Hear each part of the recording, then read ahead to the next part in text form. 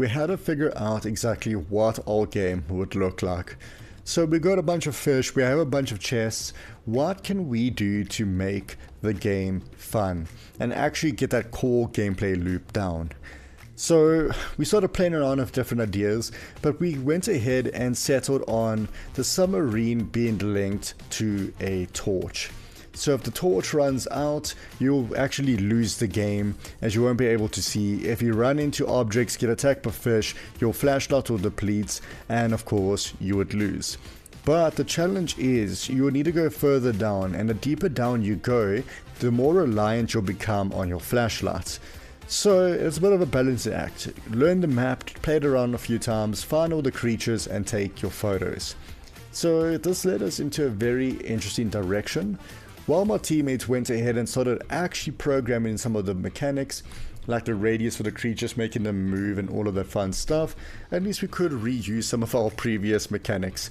Yes, it didn't quite fill in, all the different things we wanted from a character walking in a shop, but at least we can use the same player movement, right? So I went ahead and started messing around with the asset pack, learning how to import it all into Godot, creating tile sets, and of course making the level. And being creative is not one of my strong suits.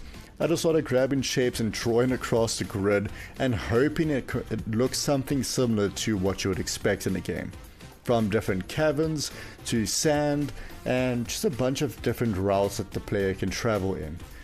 So because of the entire game working around taking photos of creatures, chests and all sorts of different objects like clams, we created various paths that the player can follow, which led us to a unique decision to have multiple of each items, so no matter where you go, you'll be able to find them.